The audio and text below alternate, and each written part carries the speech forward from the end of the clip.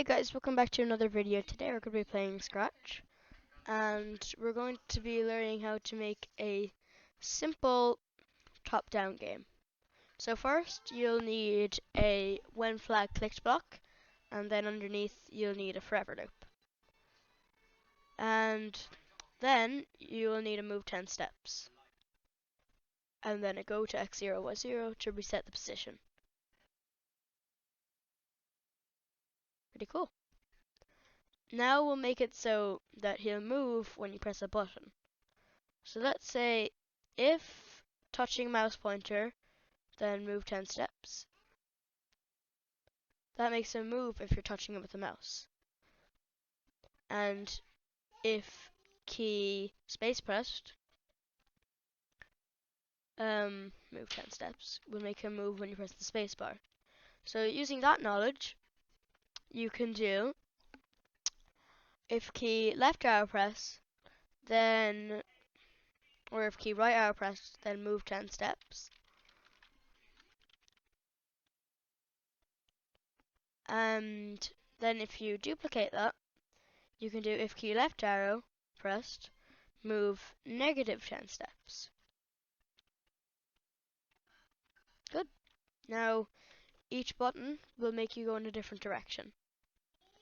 Now, if you want to go up, you might want to do if key up arrow pressed or key down arrow pressed. Then remove these and then do a change Y by block and set the first one to 10 and the second one to negative 10. And now you should be able to go like this and go all around the screen. And it would probably be easier if you could do change X by instead of move 10.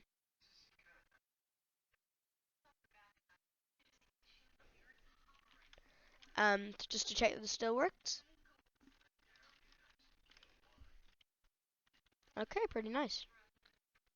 So if you want, you could do a little bit of animation by putting in a next costume block.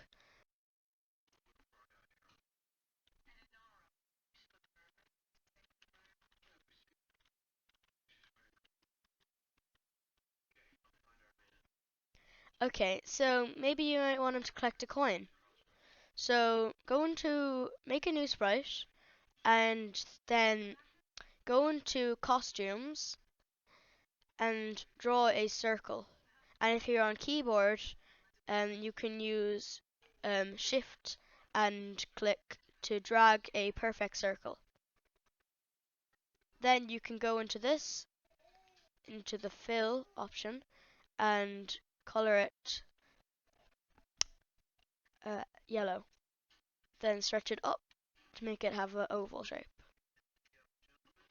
Now you can do when flag clicked, go to drag it to a position, and then make it go to that position. Now, for the sensing part. Forever, if then else, and then go into sensing, do an if touching sprite 1, hide, else, show. So now, when you touch it, it should hide, but then it should reappear again. So that's because you are not touching it sometimes, and other times you are. So basically, just put in a show, and then just do an if loop. Now it should just disappear as soon as you touch it. Yep. So now you might want to make more coins than one. So now you can do it. Create clone of myself, and when I start as a clone. Now you can put a go to random position and take this away. And if you want, you can put a repeat loop, let's say 5, to create clones of himself. So now there would be more than one coin. Also put the show block underneath the one I start as a clone, so that it will only show when it's a clone. So, now that you have that done, you could do a forever loop so that there will be infinite clones. But obviously, that's too many. So, you could add a wait block and set it to a value like 0.5. Now, you can collect all the coins. So basically, these coins are clones, and clones are like the same sprite, just more than one. And they're duplicates of the sprite with code, and it's different from another form called stamping, which is just a pen effect where it stamps it onto the screen, but the clones themselves don't have any code. So now, if you're kind of bored of doing this, you could have a new variable and call it score. And then you could change score by 1 after the high block. And now your score will change.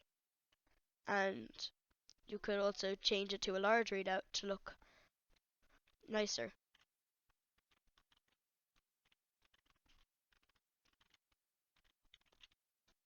Now, over time, the coins, I'm not going to wait that long, but over time, the coins should stop appearing. And that's because we're still using a hide block. So we should do a delete this clone block instead. So that should fix the problem if you've encountered it. And also, when you click the flag, you can, the score will stay the same. So you could also set the score to 0 at the very start. So yeah. Have fun playing your new coin collecting game.